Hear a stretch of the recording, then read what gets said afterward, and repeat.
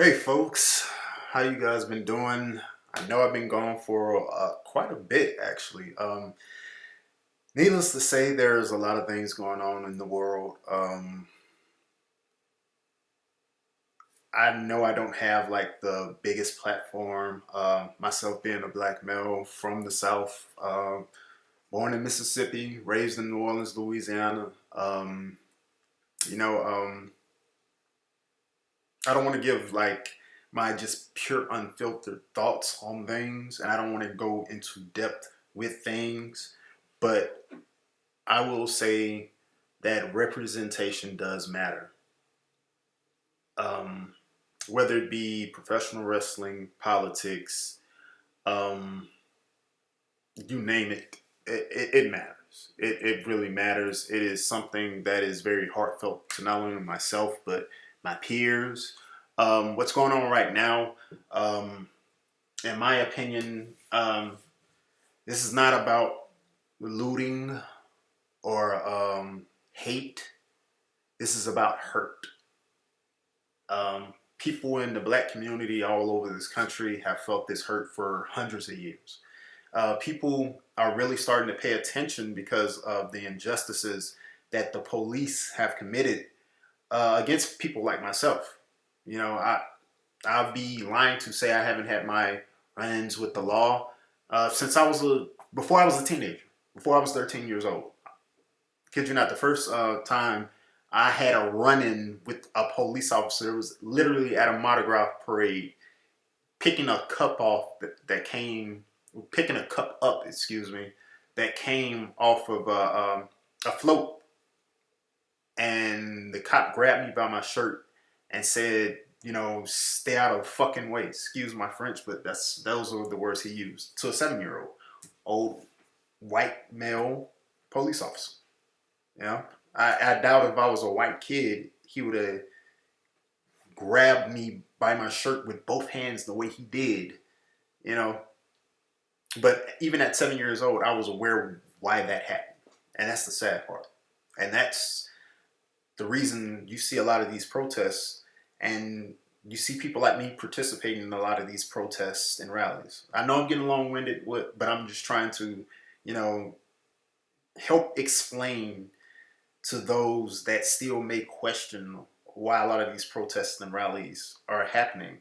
Because I look at it as I'm a 39-year-old male, 39-year-old male, and I don't do this any longer for me and people in my generation and past generations. I have a 11-year-old son. I look at it, these protests will benefit my 11-year-old son so that hopefully he won't have to protest in the future, or he won't have to protest as much as I have in my lifetime. And I'm sure the same can be said with my grandparents and my great grandparents and my great great grandparents. You know, this is, like I said, this is not Tamir Rice or Trayvon Martin, this begin just starting type thing. I mean, it was Black Lives Matter was just something letters put on a situation to bring awareness to something that's been going on for hundreds of years in this country. So I ask that people not within the black community um, have patience, have tolerance, and have understanding. And I say that because we in the black community for hundreds of years have had patience for change, have had tolerance for not getting the change that we sought, and we have had understanding because we understand people don't understand our own plight. And I'm going to leave it like that. Um, I'm calling this segment the reversal, and I'm going to, just breeze through a couple of things real quick. I spent half of the time I wanted to talk on, what's going on in the world, but we can't ignore that. Um, Double or Nothing. Double or Nothing turned out to be great. Double or Nothing turned out to be way better than what I thought it would be.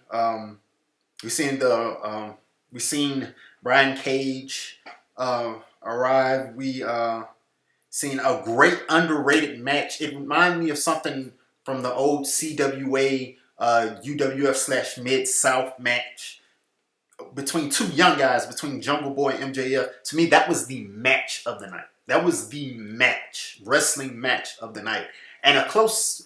And I wouldn't say a wrestling match, but a close second as far as like mat based, if you want to put it like that, despite the rules in the match, was Nyla and Sheeta. They put on an excellent show. Moxley and Brody Lee knocked it out of the fucking park. Excuse me, but they knocked it out of the park as well. They had a match, and the Stadium Stampede was just a spectacle, and you knew that it would be a spectacle. Once again,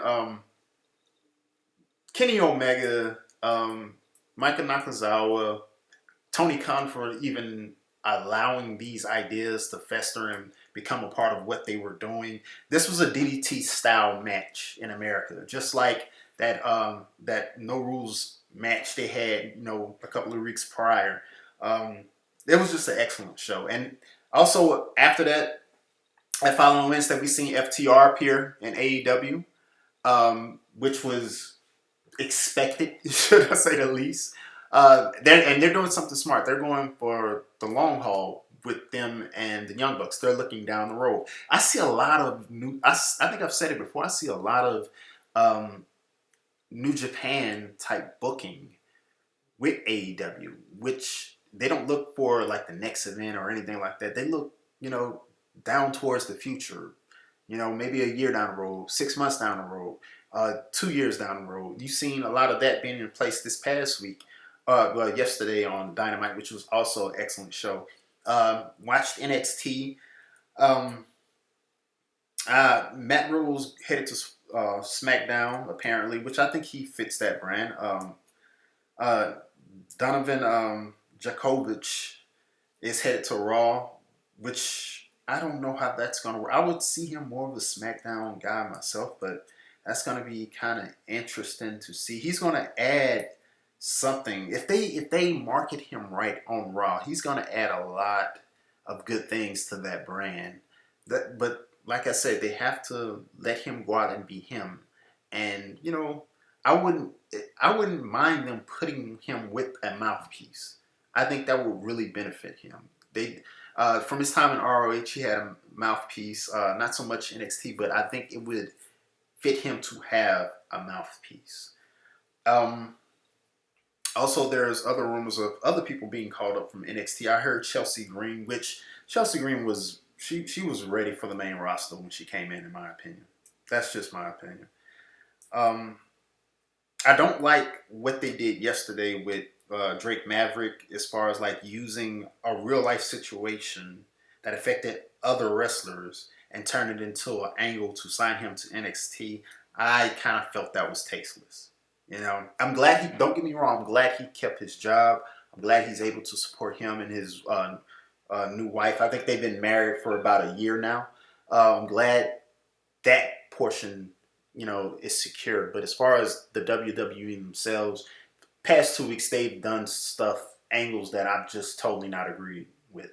The Drake Maverick angle, the Jeff Hardy angle, those were just tasteless in my opinion. If you're grasping for ideas, let those two things be like two of the last things that you do. I totally felt they were tasteless. But this Sunday we have NXT in your house. I'm looking forward to the Cross Ciampa match. Adam Cole versus Dream. It's gonna be different. It's gonna be a cinematic match. This card really doesn't jump out to me. The triple threat with the women, of course, I'm looking for that. Hopefully the WWE does the right thing and put that title on Io. They need to put the title on Io. Put the belt on Io. You see, she's got an eye towards her fiance, who is evil in New Japan, and you see she has an eye towards Stardom. Put the title on her.